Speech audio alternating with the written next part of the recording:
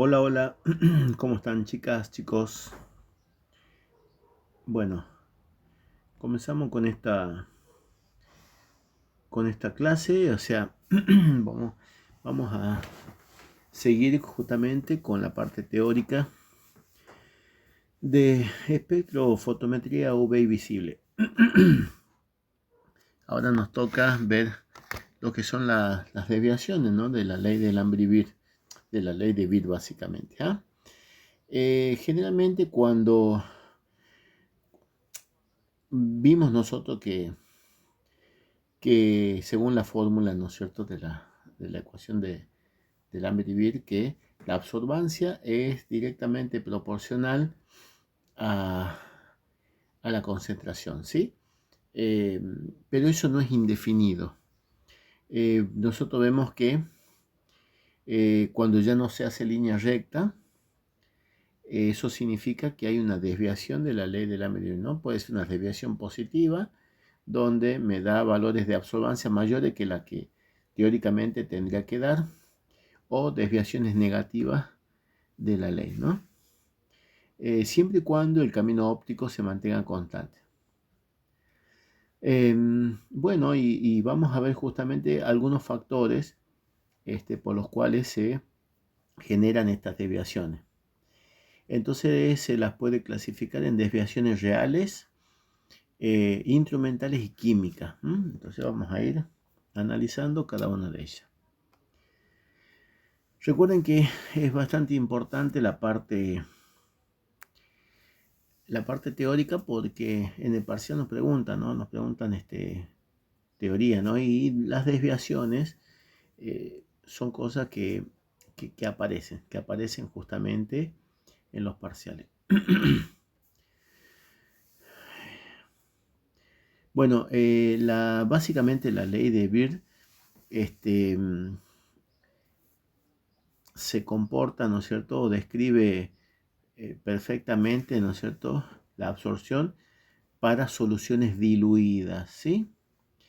Pero cuando las concentraciones ya son mayores que 0,01 molar, en ese caso ya ahí se genera la desviación, ¿sí? Justamente porque el analito, la sustancia que van a producir la absorción, están muy próximos entre sí. Y eso genera que cada uno afecta la distribución de carga del vecino. Esta interacción a su vez puede alterar la capacidad de la especie para absorber, en una longitud de onda determinada.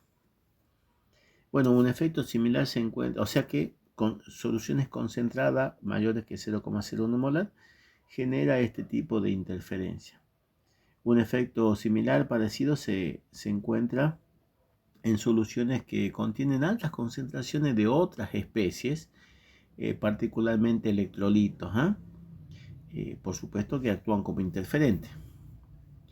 La proximidad de los iones a la especie absorbente altera la absortividad, ¿no?, o la absortividad molar del analito en estudio, justamente por atracción electrostática.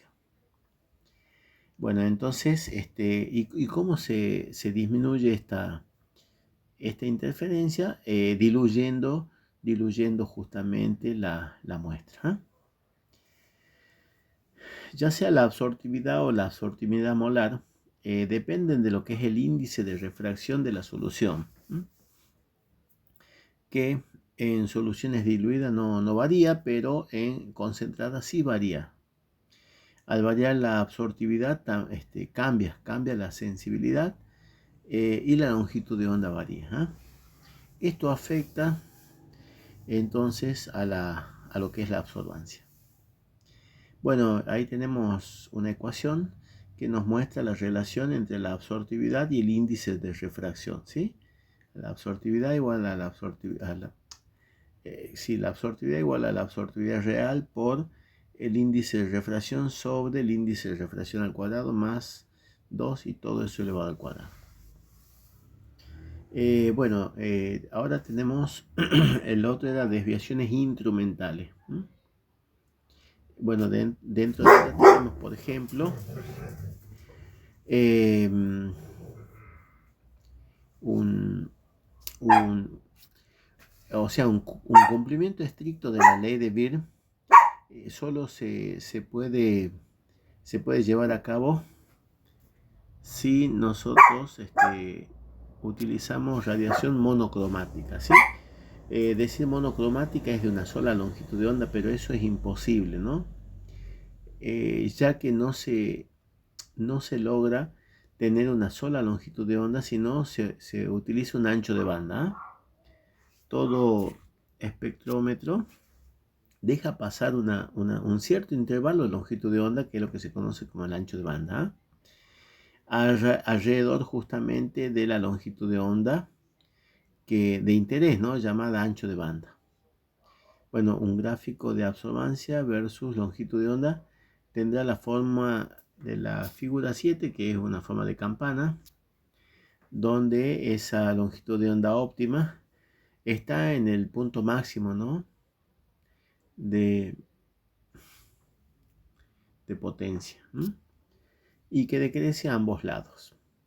Ahora, ese ancho de banda se mide como el ancho a la mitad de la potencia máxima, y está dada, dice, por la calidad del aparato. Por ejemplo, una radiación de 560 nanómetros puede tener un ancho de banda de más o menos 4 nanómetros, ¿sí? Bueno, ahí tenemos el dibujito. Ve, absorbancia en función de la longitud de onda. En el punto máximo, ese sería la longitud de onda óptima, pero de ahí, si nosotros tomamos la mitad de esa potencia, ahí tenemos lo que se conoce como el ancho de banda.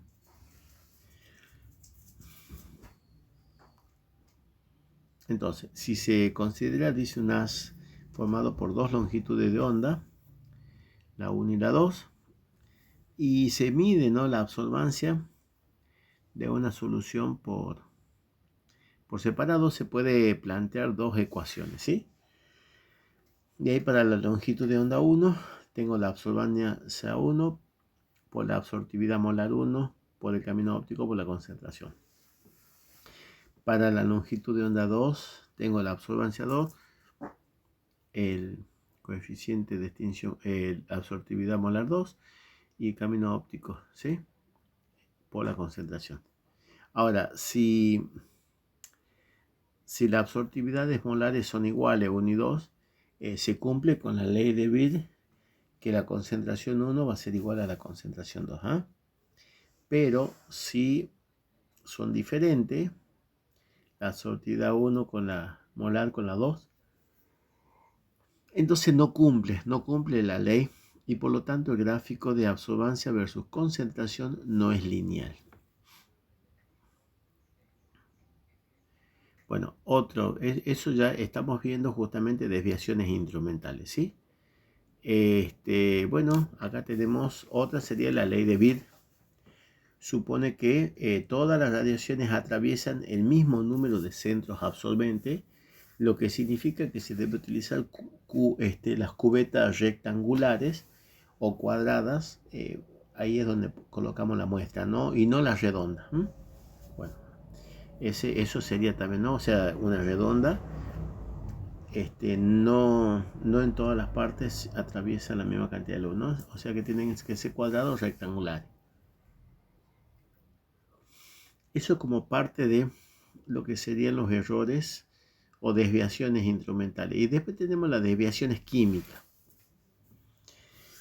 Bueno, en este caso las desviaciones químicas se producen cuando la sustancia absorbente experimenta algunas reacciones, ¿no?, que dan lugar a productos que también absorben de manera distinta al analito. Bueno, algunos casos son los siguientes. Por ejemplo, tenemos el dicromato, que es anaranjado más agua, se transforma en cromato, que es color amarillo, más 2 protones. Ahora, si yo quiero medir el dicromato, la longitud de onda óptima es a 150 nanómetros. Pero si yo quiero medir el cromato, que es color amarillo, la longitud de onda óptima es 450 nanómetros.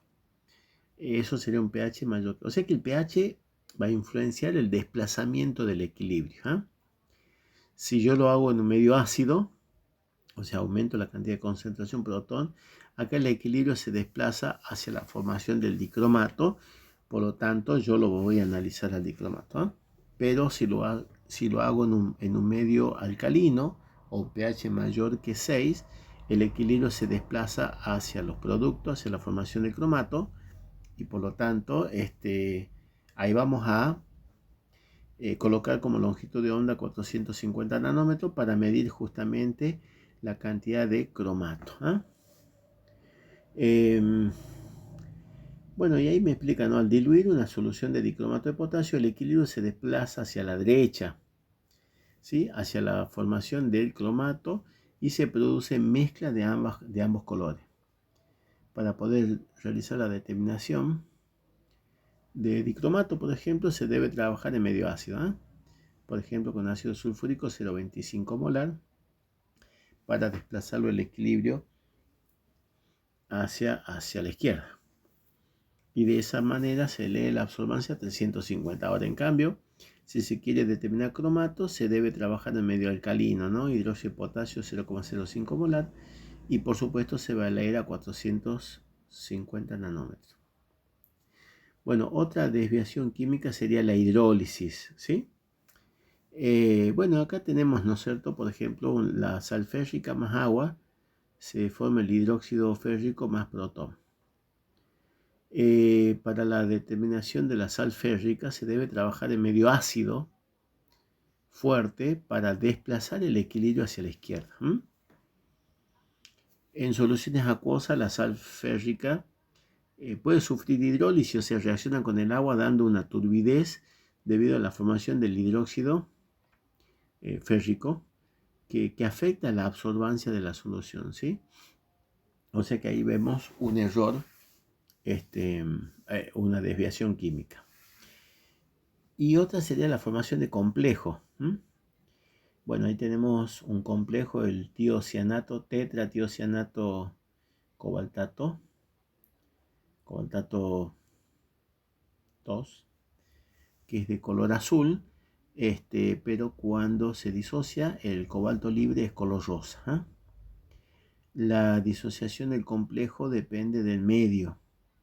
En medio acuoso se disocia, ¿no? En cambio, en solventes orgánicos no se disocia, y se desea medir, dice, el complejo, se agrega o sea, si yo quiero medir el complejo, le agrego el tiocianato para que el equilibrio se desplace hacia la formación del complejo.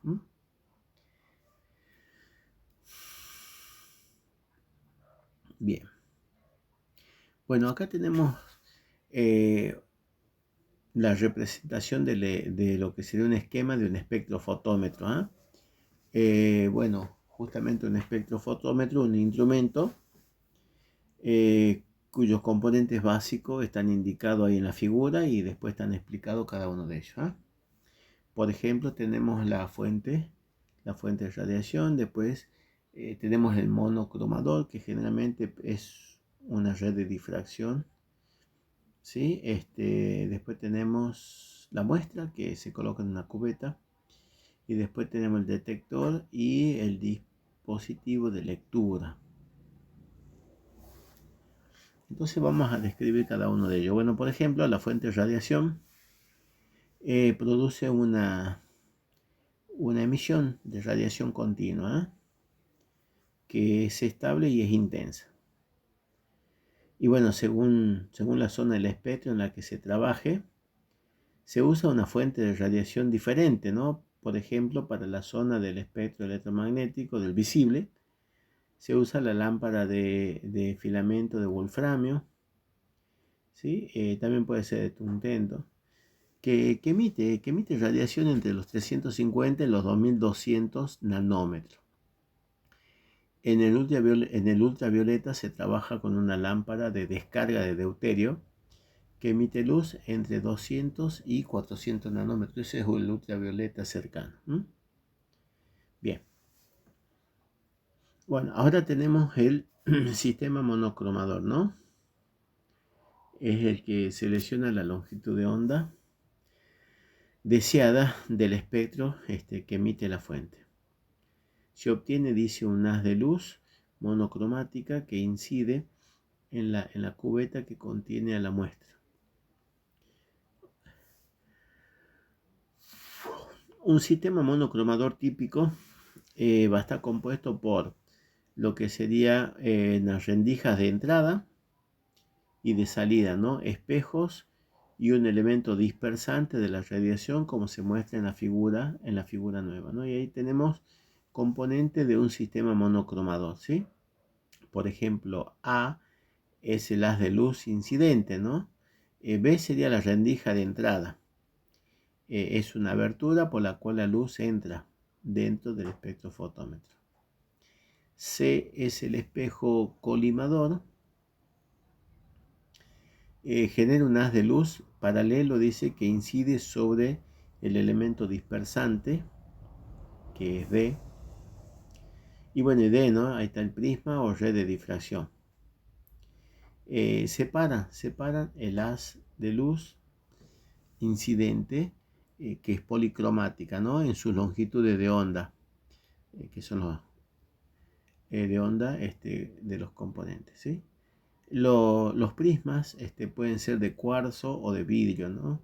El prisma de vidrio, dice, se usa entre los 350 y 700 nanómetros aproximadamente, mientras que el de cuarzo se lo usa entre los 200 y 850 nanómetros.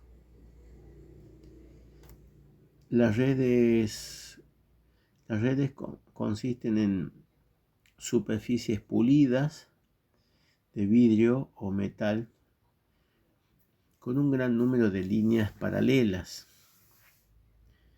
que están próximas entre sí, no equidistantes, grabadas sobre dicha superficie, en la que se produce la difracción del haz de luz, la longitud de onda que se va a usar para las mediciones se selecciona rotando la red de difracción, ¿sí? Bueno, después tenemos, así es la red de difracción, ¿ves? Si bien se describe el prisma, pero también la red de difracción. Bueno, después el espejo focalizador se llama. Su función es focalizar el haz de luz seleccionado sobre el detector.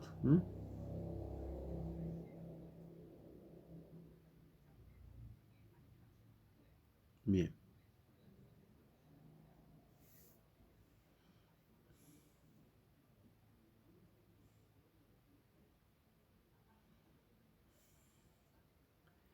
Bien, entonces tenemos...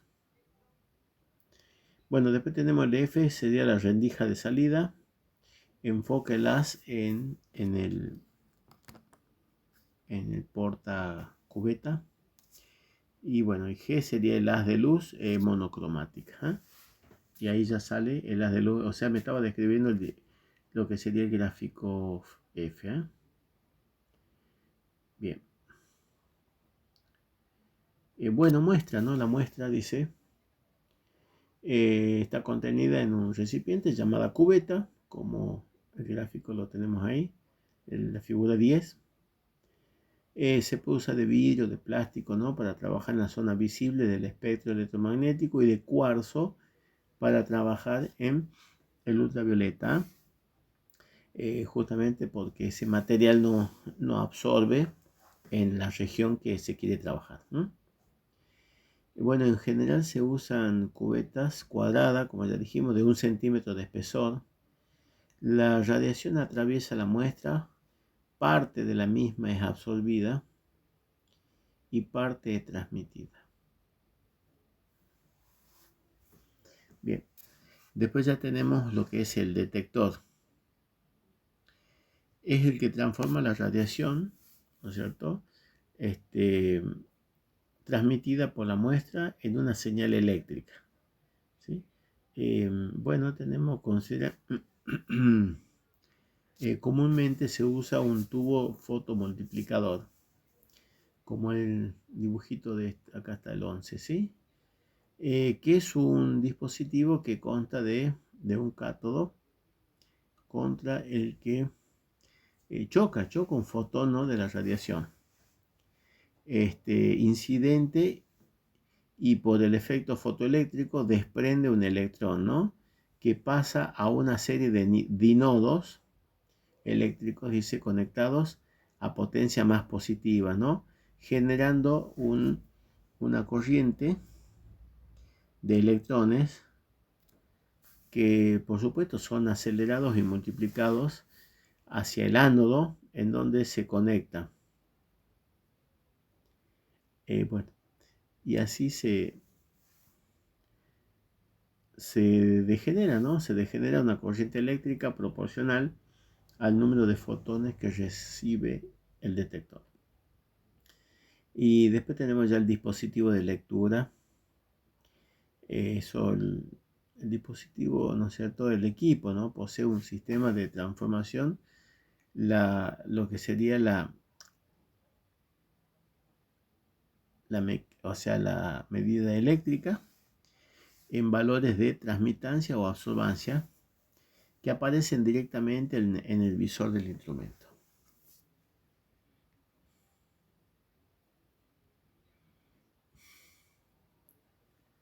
Bien, selección de la longitud. Bueno, y ahora vemos cómo se trabaja, ¿no? Lo primero que se tiene que hacer, se tiene que seleccionar la longitud de onda óptima, ¿ah? Para eso se hace un barrido del espectro, ¿no? El espectrograma o barrido del espectro es una representación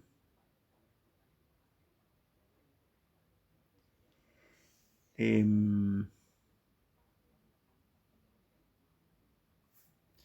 la representación gráfica de la absorbancia o transmitancia en función de la longitud de onda, como se ve en la figura 12, ¿eh? Se usa en espectrofotometría para determinar la llamada longitud de onda óptima.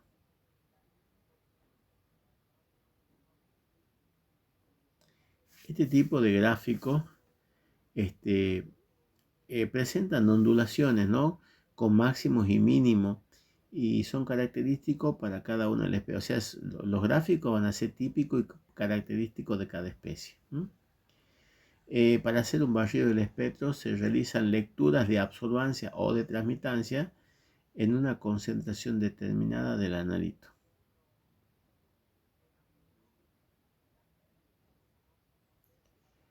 Bien.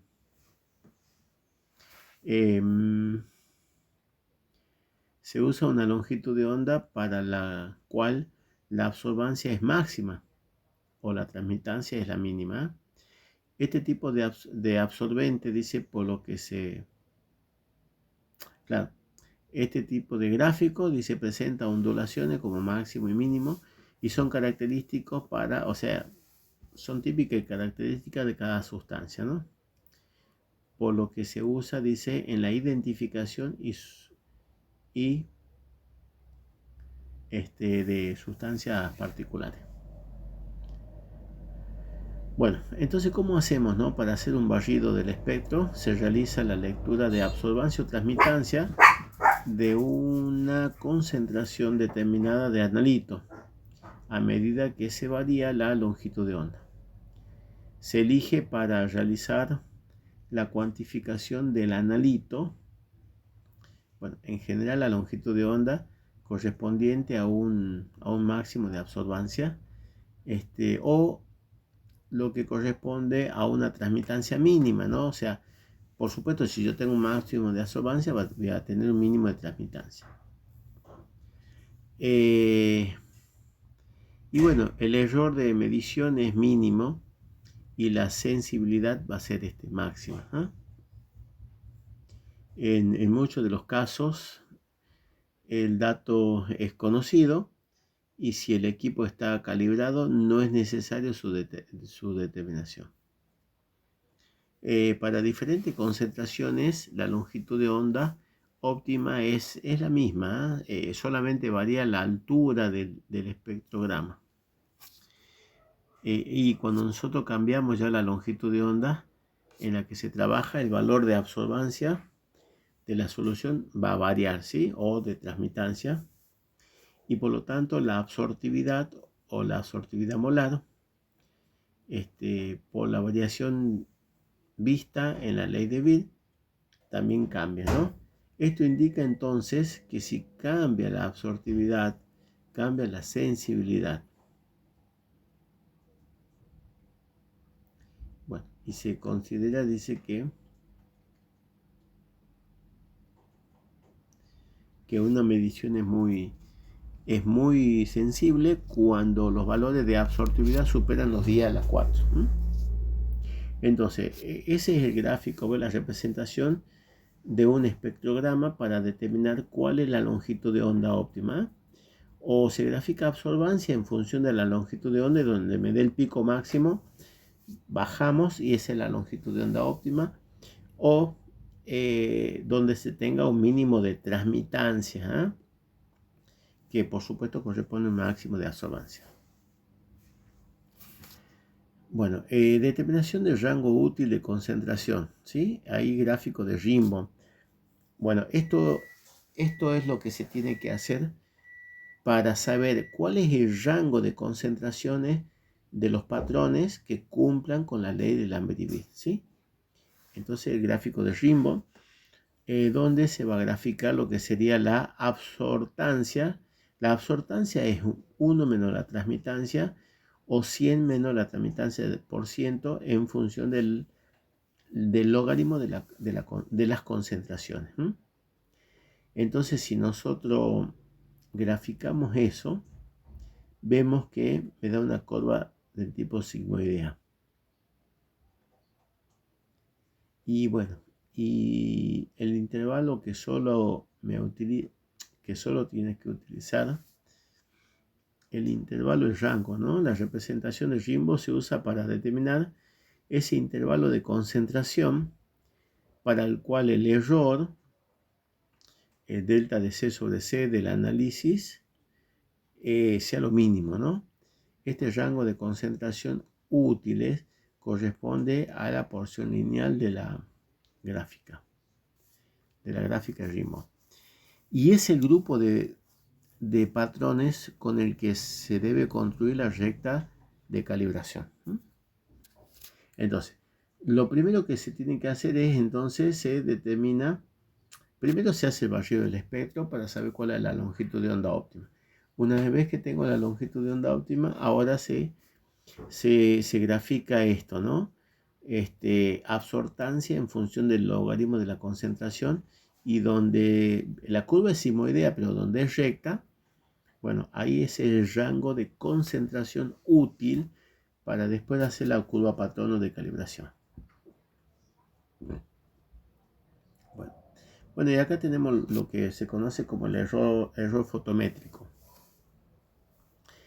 Justamente la expresión de la ley de Beer nos indica la relación que existe entre la absorbancia y la concentración, ¿sí?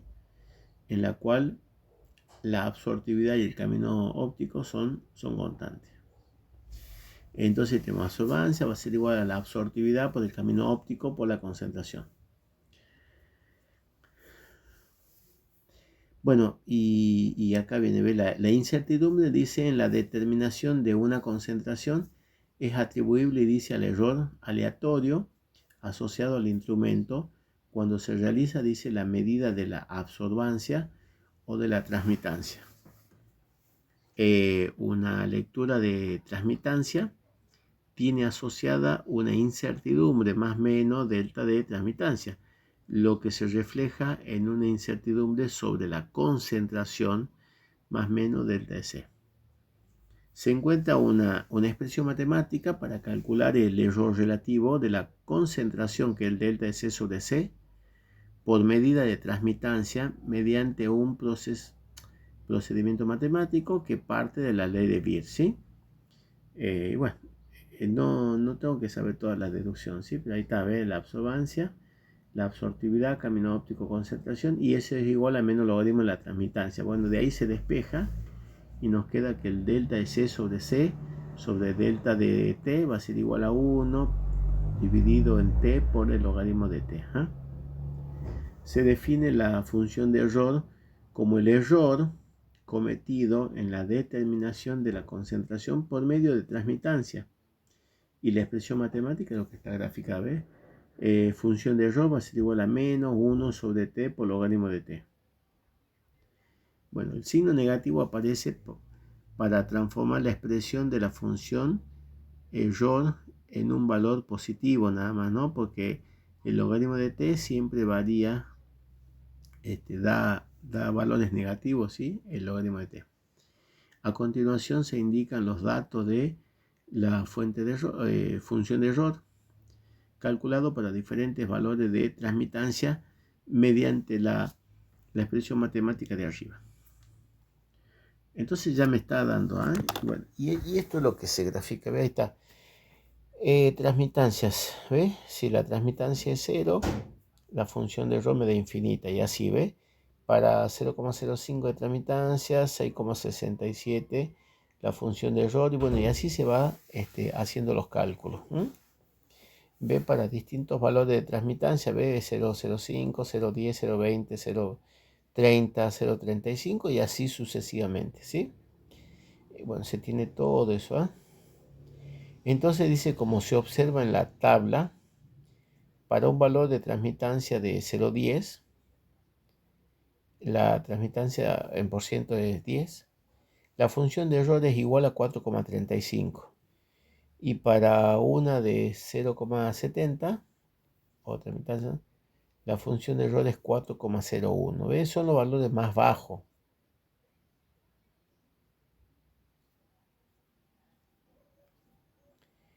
En la figura 4 se representa, ¿no? la función de error en función de la transmitancia en por ciento. Es lo que está graficado y vemos que me da un gráfico de una campana invertida. Se obtiene gráfico llamado la curva de Weidmann-Lotian. El valor mínimo que toma la función de error es igual a 2,72, lo que corresponde a una transmitancia calculada igual a 36,8, perdón. En el gráfico se observa el ámbito de transmitancia en por ciento entre 20 y 60, en el cual la función de error no difiere demasiado del valor mínimo, tomando un valor de función error aproximada, o sea, aproximadamente igual a 3. Para valores de transmitancia fuera del intervalo entre 20 y 60,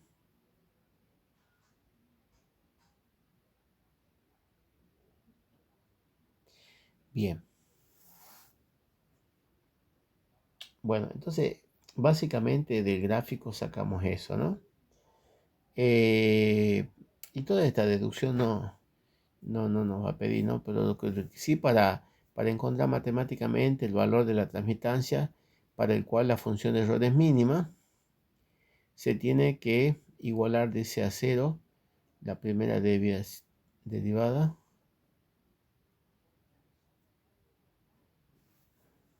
Bueno, y ahí tenemos el dibujito, ¿sí? El cálculo. Bueno, ahí se despeja lo que sería la transmitancia, va a ser igual a el exponencial neperiano a la menos 1, que es lo mismo que 1 sobre el exponencial neperiano, que vale 2,71. 1 dividido en 2,71 me da 0,368. Ese valor de transmitancia corresponde a un valor de absorbancia igual a 0,434. Mientras que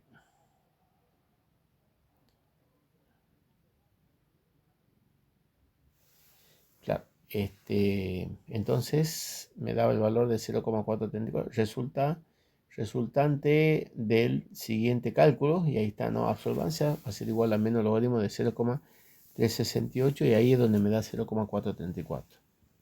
La función de error para el valor de transmitancia obtenido se calcula con la fórmula vista. Y bueno, y ahí me da, ¿ves? 1 sobre 0,368 por logaritmo de ese mismo valor me da 2,72. ¿Ah?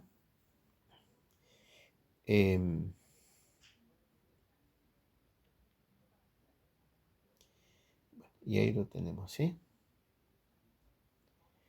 Entonces, teniendo en cuenta que el error en la lectura de la transmitancia es en un buen equipo puede ser igual a 0,2%,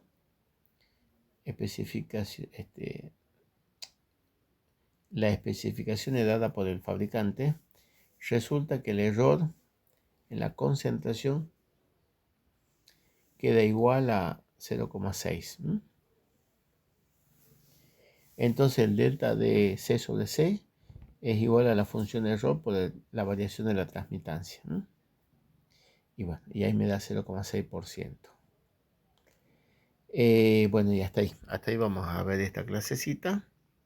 Ya la próxima seguimos con los métodos analíticos para la determinación de concentraciones.